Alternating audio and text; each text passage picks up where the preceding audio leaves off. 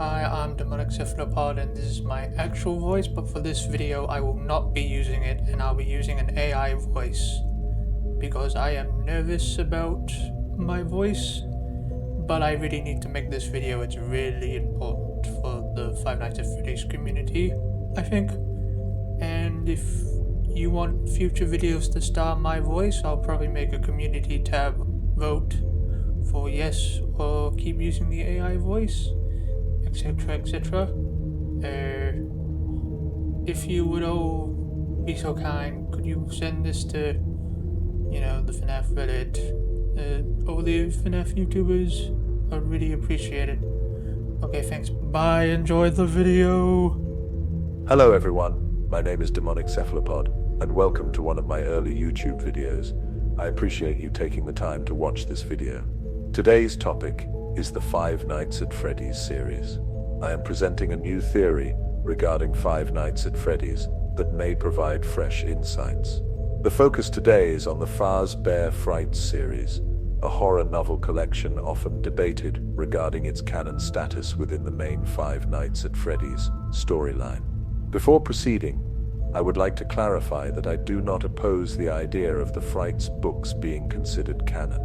They are stories that occur separately from the main game series and can fit into various periods within the game's timeline, including the 30-year gap. However, I disagree with the theory that the ghost boy known as Andrew is the character referred to as the one you should not have killed, also known as the vengeful spirit.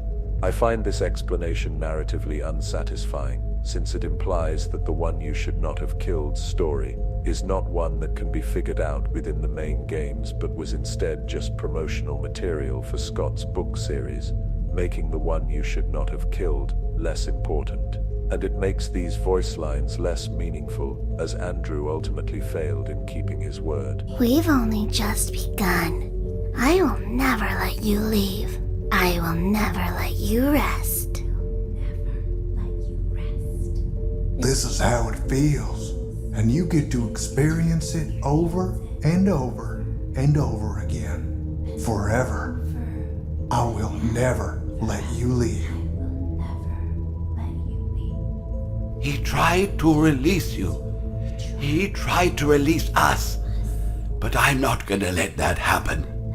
I will hold you here. I will keep you here, no matter how many times they burn us. William's explosion and escape reduce the significance of the event. Andrew's agony is transferred to various Fazbear items, causing widespread disorder. He then becomes a minor presence in Jake's story, before eventually disappearing and reuniting with his father. We should discuss the idea of there being 6 missing children incident victims, also known as the MCI kids, instead of just the 5. This was established in Five Nights at Freddy's 1, continued as canon in Five Nights at Freddy's 2 with Charlie's introduction, and persisted in Five Nights at Freddy's 3 with Charlie as the 6th child. In Five Nights at Freddy's 4, taking place in the past, the presence of the MCI kids is still evident through the plushies and nightmares. This theme continues in supplementary material like the Silver Eyes trilogy and even in the FNAF movie, with the only exception being the Into the Pit story, where 6 children are shown, something that could be interpreted as just Charlie. But let's assume it is Andrew. We must ask why and who were involved, and what is happening in the ball pit. The ball pit is described as an inanimate object containing the imprisoned souls of dead children inside each identical ball, which an evil agony demon named Eleanor collected by tormenting and killing them. Oswald himself also notes that there appears to be a dead body hidden within this ball pit. The consensus among the community seems to be that this dead body is likely Andrew. However, this raises questions. If Andrew is a 6th MCI victim, why wasn't he placed into a suit? Some suggest that Andrew was put into the ball pit instead. This theory presents a challenge, considering that the MCI took place during opening hours, meaning there would have been parents and children present, including those playing in the ball pit. It seems unlikely that William could have killed Andrew and then carried him into the open area to throw his body among the playing children. This led me to consider whether we have been misinterpreting the story of the man in room 1280. Is Andrew really the problem? Or should we be focusing on the man in room 1280 himself? It is important to mention that I am a believer in the theory that Cassidy is the one you should not have killed, but that is a topic for another discussion.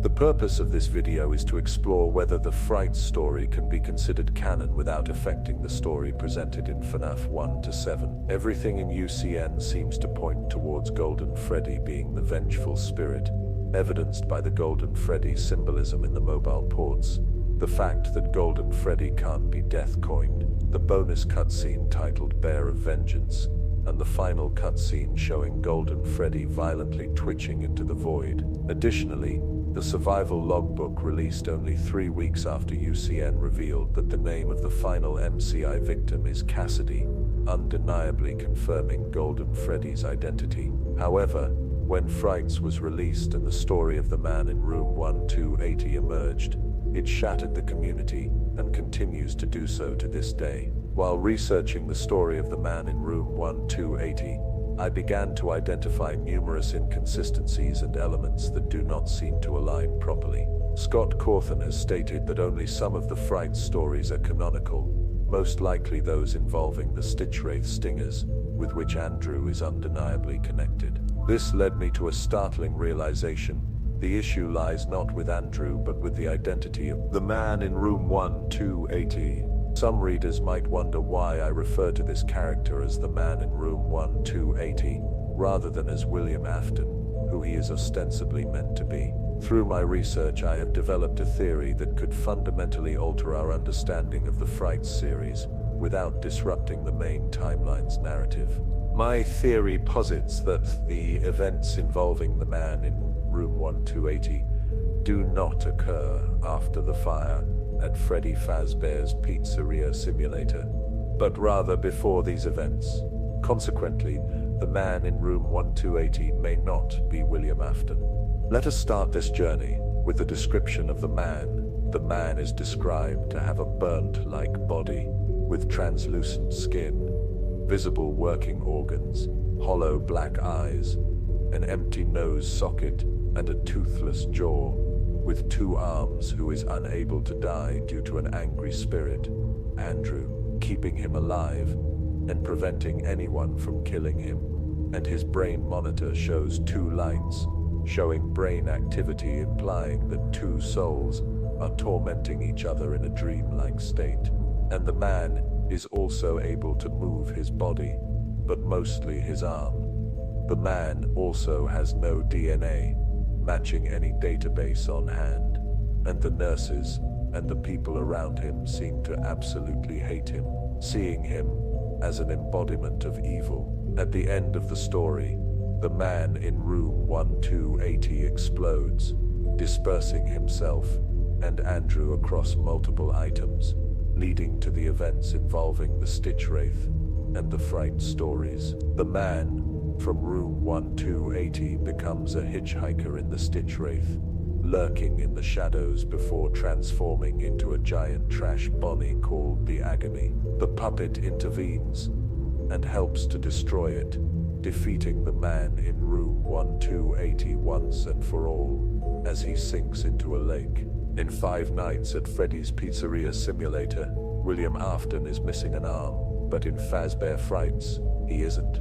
I believe Burn Trap from Security Breach is most likely just William Afton. Before being retconned as the Mimic, Burn Trap was likely intended to represent a new era for 5 Nights at Freddy's, Burn Trap now being similar to Golden Freddy, only appearing sparingly and hidden out of sight, as William would still be imprisoned in UCN. Scott might have been indicating that while William is neutralized and no longer a threat, he is still around, while the Mimic is now the real problem.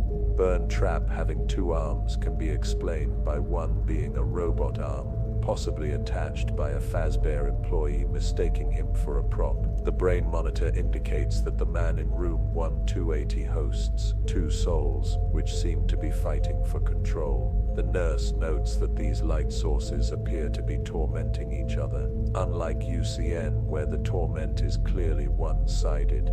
Interestingly, the man's DNA does not match any database, even though William Afton was caught but not imprisoned due to lack of evidence, and most likely has his DNA on file. Consequently, Afton assumed an alias in Five Nights at Freddy's 2, and the toy animatronics are linked to a criminal database, because Afton would be recognized for his crimes, as his DNA would be on file. The man in room 1280 was burnt. That's why there is no DNA, you say. However, DNA can survive being burned. It's almost like the man in 1280 has no DNA at all. At the end of the man in room 1280, the man explodes into a pile of agony, which is strange for a human to do, isn't it? The man in room 1280, which we believe to be William Afton, never referred to themselves actually as William Afton. Jake only ever referred to him as the Purple Man or the Killer. Detective Larson thinks it's Afton because he connected clues together between the man in room 1280. The nurses in the man in room 1280 probably think it's William. They clearly have disdain for him, obviously. But what if they are mistaken? The man in room 1280 is a man of little words, only having two canon lines in the story. Writing Fazbear Distribution Center, and then his last words are screaming, "I am agony." Wouldn't it make more sense for William Afton to scream, "I always come back"? That's his iconic line. It makes more sense for his grand return. He escapes UCN. Right? The identity of the man in room 1280 has been a topic with no speculation, as most assumes it's William. However, if the individual is not William, then who could it be? The answer might be simpler than expected.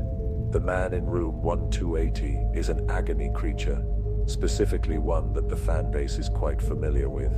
It's none other than Pit Trap. Analyzing the Fright storylines through this lens, several timeline consistencies emerge. Scott Cawthon indicated that the Frights books are intended to fill gaps in the past, not bridge from the original series to Security Breach. This aligns with the idea that these stories occur alongside the main narrative. In the man in room 1280 story, it concludes with the man exploding into agony, and in Return to the Pit in the secret ending, where Oswald enacts an early Happiest Day, it ends with Pit Trap himself exploding, just like how the man does at the end of his story.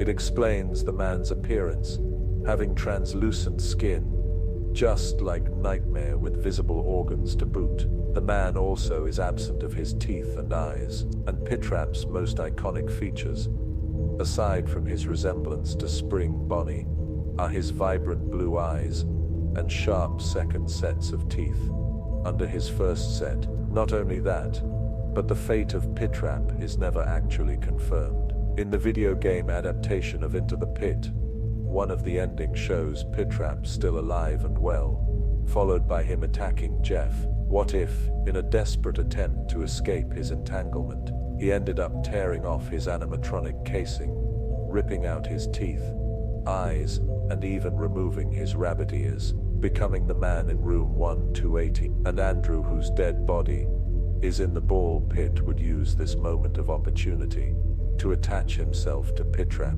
leading to the events in the man in room 1280. Pit Trap, being the man, could also explain why Eleanor appears in the man in room 1280, and even give an origin for Pit Trap being a creation of Eleanor's, just like how the other creation of Eleanor's also happens to be another rabbit, the plush trap chaser, and it explains why she shows up in the memory of the man in room 1280.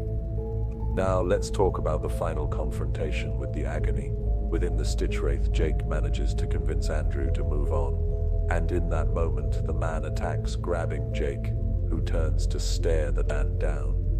Witnessing the man growing bone rabbit ears, Is this meant to be symbolic of William's connection to rabbits? Or is it Pitrap regrowing his original form, with the man holding onto his leg? Jake sacrifices himself so Andrew can go free, while he deals with the man and Eleanor. Returning to the Stitch Wraith, he witnesses the man become the Agony, a giant rabbit of trash that Eleanor herself becomes a part of, and the trash abomination screams, "I am Agony." Is it William being metaphorical, or is it Pitrap being literal? After all, Pitrap and Eleanor are made of agony. And now we must talk about the puppet mask. Detective Larson is revealed to be carrying the mask of the puppet. Now you may say this is where this theory falls apart. It must be the mask from the puppet itself. It has the tear marks on its face. Frights must take place after Pizzeria Simulator. Except I would like to remind everyone about the spare puppet mask on the wall of Five Nights at Freddy's 3 in the location called Fazbear Frights, on the wall clearly shown on the doorframe, with its outline clearly still present, even without the puppet. On Kamara in pitch darkness. There are two puppet masks. And what happens to the Agony? Larson throws the puppet mask into its mass, where the Agony has a look of puzzlement on its face, because the Agony isn't William. It's Pitrap, who wouldn't know who Charlie is, and the puppet mask makes the Agony tear itself apart with Eleanor escaping, and the puppet mask and Pitrap sink into the lake, ending the man or Pitrap once and for all. If the man is in fact Pitrap and not William, it could not only make Fazbear Frights canon, it would also make things make more sense. Count the Ways doesn't take place after the Pizzeria Simulator fire. It just means that the story is a slight altered story to the true events of the body inside Funtime Freddy, along with the body in the vent being Delilah, from the story 1:35 AM. The story Come Dance With Me is just a William experiment. Not only that, but it's also possible for Eleanor's heart pendant to be in the story, Frailty. And not only that, but it gives Andrew an even better purpose in the story, being the originator of the concept of UCN, which then Cassidy would learn about and master it, creating a true prison that William cannot escape from. And another thing at the end of the Stitch Wraith Stingers, Jake returns to the ball pit and ends up giving the trapped souls all their happiest days, not being able to move on, but just making their situation less terrible until our protagonist, Mikhail Afton, happens to buy a box of plastic balls, the same balls from the ball pit, setting not only the MCI free, not only the DCI free, but also the ball pit victims free. Heck, here's something cute for you, Frights fans. What if the kid in the possible crocodile mask isn't Andrew, but is instead Jake, wearing it in memory of his friend, joining the MCI for one more party? And that is my theory. I hope you enjoyed. So, what do you think? Take what I have provided and see if you could find more evidence. Try adding it to your own timeline. Try finding things that could go against this. And like I said before, send this to as many Five Nights at Freddy's YouTubers like Taydreads, Rye Toast, ID Fantasy, Unwithered Truth, Game Theory. All of them send this to the Reddit, etc. Write a page for me on the FNAF wiki subreddit. I think I might be onto something. Also like, subscribe, yada yada. Goodbye.